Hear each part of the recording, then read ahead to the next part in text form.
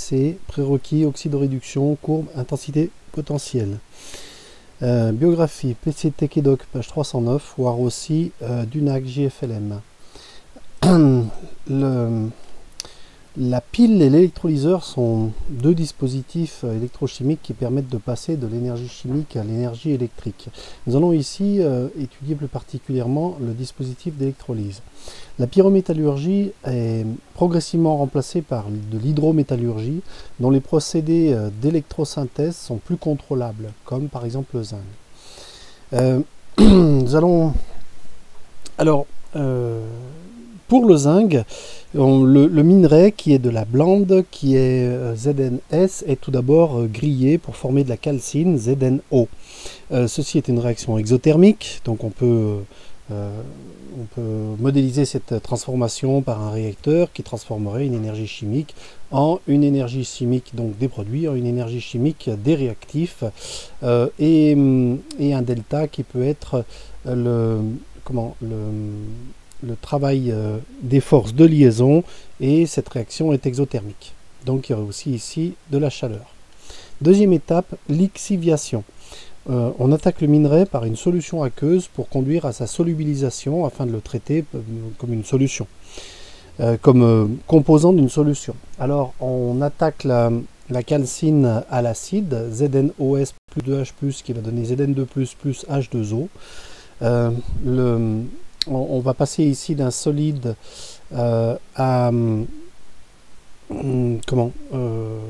on va passer ici d'un solide à une solution, c'est entropiquement favorable. Neutralisation. On ramène le pH à 5, ce qui fait précipiter les cations, dont le fer. Et par contre, ça ne fait pas précipiter le zinc, ça s'appelle une précipitation sélective.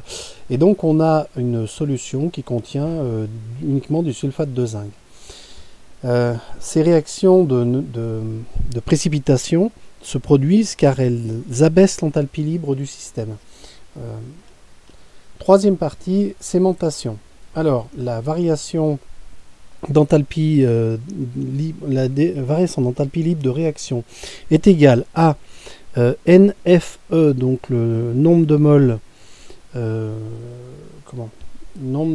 de réactifs ayant réagi, multiplié par la constante de Faraday, multiplié par E, la tension, donc E2 moins E1, la force électromotrice entre les réactifs. Alors, une échelle typique de potentiel montre les ions, les couples d'oxydoréduction de part et d'autre de l'axe, avec les réducteurs à droite, les oxydants à gauche. En fait, il serait plus juste pour homogénéiser les représentations avec ce qu'on a déjà vu concernant les diagrammes de prédominance pour les acides-bases, les complexations, etc. Ça serait plus juste d'écrire le couple Cu2+, de part et d'autre de cette ligne, et de montrer qu'ici c'est le domaine de prédominance de Cu2+, et que là-dessous c'est le domaine de prédominance de Cu.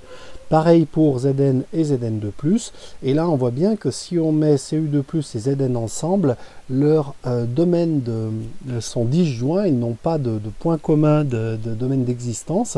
Ils vont donc réagir de manière à former Cu et Zn2+. Si on veut compléter cette façon de voir les choses, on peut aussi redresser ce schéma, mettre l'axe à l'horizontale, parce qu'en fait ici on n'a pas considéré des phénomènes cinétiques, on a juste considéré une faisabilité thermodynamique, donc de par la variation d'enthalpie de réaction, d'enthalpie libre. Si on veut prendre en compte ces considération cinétique, eh bien en fait quand on met cet axe horizontal, on va se rendre compte que ce qu'on traçait ici comme des barrières, eh bien ça va être des barrières sur un axe de I qui ne sont pas des droites et qui vont montrer que la différence de potentiel entre deux éléments va s'amenuiser si jamais on a une intensité qui est non nulle. Et donc voilà, en fait le potentiel de chacun, le potentiel qui sépare les deux espèces chimiques Zn et Zn2+, va évoluer en fonction de I. Alors, cette représentation va permettre de montrer comment aussi, avec des domaines disjoints de potentiel, en fait, Zn et Cu2+, ne vont pas être ensemble et donc vont réagir de manière à être en commun. Et on va pouvoir avoir une intensité, on va montrer, oui, on va avoir l'intensité ici qui doit être égale à l'intensité ici. Donc on a on va pouvoir déterminer le potentiel et l'intensité pour lequel I égale moins I en analysant cette courbe. Cela aussi a le mérite de faire apparaître la notion d'énergie, parce qu'une puissance, donc c'est une variation d'énergie par rapport au temps, c'est une tension fois une intensité. Et donc, on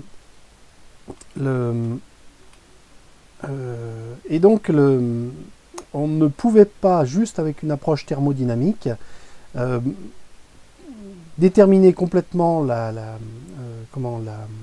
puissance dissipée ou nécessaire pour cette réaction si on ne prenait pas en compte cette dimension supplémentaire de l'intensité.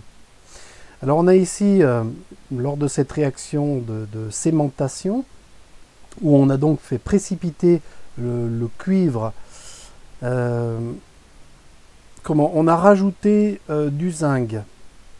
Et le cuivre Cu2+ a précipité en Cu. Donc on a mis un tout petit peu de zinc. Notre but est de fabriquer du zinc, mais on met quand même un petit peu de zinc.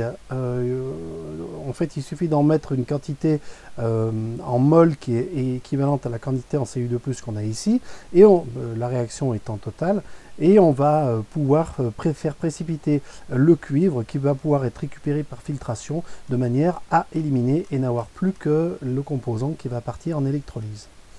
Alors l'électrolyse. La solution contient maintenant Zn2+, SO4 H+.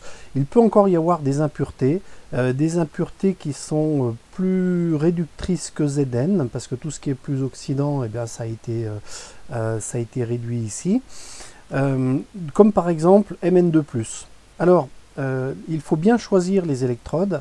À l'anode, on va avoir l'oxydant de l'eau qui va se produire, donc H2O qui va donner O2 plus 4H+, plus 4 électrons.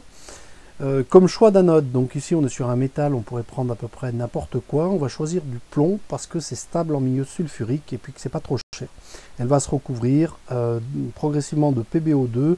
Le plomb va réagir avec le dioxygène qui est libéré par la réaction, par l'oxydation. À la cathode, le potentiel est celui du zinc. Le potentiel du zinc, c'est moins 0,76 volts. Et il faut un potentiel inférieur pour pouvoir réduire Zn, pour que Zn2+ devienne Zn. Or, si on regarde les courbes d'intensité potentielle, on voit qu'avant d'arriver à la réduction du zinc, on va réduire H+, en dihydrogène. Mais il se trouve que quand on prend en compte les facteurs cinétiques, cette courbe-là doit être décalée à cause des surtensions anodiques. Alors pour ça on choisit bien le métal de manière à ce qu'il y ait une surtension suffisante pour que ça se produise. Donc voilà, le problème c'est que oui, alors sur aluminium, ça se produit au-delà et ça va nous permettre de pouvoir déposer le zinc sur l'aluminium par exemple. Alors les choix qui sont on pourrait aussi choisir le zinc, ce qui serait assez logique parce qu'on souhaite faire du zinc. Donc à partir d'une électrode en zinc, on aurait aussi la surtension de la courbe hydrogène-dihydrogène qui serait suffisamment décalée pour ne pas qu'on soit gêné par cette réaction. Au bilan, à l'anode, on a H2 qui devient O2. Ici, on a Zn qui devient Zn2+, et donc le bilan global, c'est 2H2O plus 2Zn2+, qui donne O2 plus 4H+, plus Zn en solution. La surtension cathodique, c'est de 0,1 volts. La surtension anodique, c'est de 0,70 volts. La différence entre les deux qui vont nous donner, donc moins 0,1 volts, qui va nous donner la surtension en valeur absolue à ajouter pour que le phénomène puisse avoir lieu, c'est 0,8 volts. Ça, c'est une valeur courante pour une densité de courant de 400 ampères par mètre carré, qui est ce qu'on va trouver au niveau industriel. Alors finalement, Pour cette densité de courant, on a un ordre de grandeur de la résistance, puisque cette solution va s'opposer au passage du courant. On a RI qui va être de l'ordre de grandeur de 0,7 volts. Donc finalement, la tension qu'il faut appliquer, c'est cette tension-là qui va vaincre le U thermodynamique, plus les surtensions anodiques et cathodiques, plus la chute de tension résistive, eh bien ça va être une tension de 2,8 plus RI de 3,5 volts. Alors on voit qu'ici, pour faire le lien avec la caractéristique d'un électrolyseur qu'on étudie plutôt en physique, U égale E plus RI, en fait on voit que le E incorpore la tension pour la faisabilité thermodynamique et les surtensions anodiques. L'énergie qu'on va devoir dépenser pour faire ceci, eh bien c'est le produit de c'est U fois I, donc ça va faire E plus RI fois I. Le rendement, bah, ça va me donner une énergie chimique, le EI, et puis par contre le EI plus RI carré, c'est l'énergie, y compris celle qu'on a dépensée par effet Joule. Donc si on calcule l'ordre de grandeur de ce rendement, il est de 80%, c'est pas le rendement faradique, on pourrait appeler ça le rendement ohmique, c'est le rendement dû aux pertes par effet Joule. La loi de Faraday dit que si l'avancement qui est la masse créée sur la masse molaire, une charge élémentaire, eh bien c'est n le nombre d'électrons par atome ou par ion qu'il faut multiplier par la constante de Faraday, multiplier par l'avancement, et ça va faire I dt par définition de Q. Donc finalement la masse de zinc qu'on va pouvoir créer, c'est I delta T sur 2F multiplié par la masse molaire de zinc. Le rendement faradique est de 90% en pratique à cause d'une partie de courant qui va faire H2 au lieu de Zn.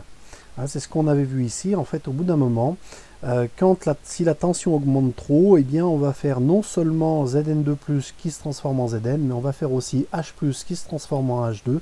Et donc, on va faire une électrolyse de l'eau qui va nous faire grandement baisser le rendement.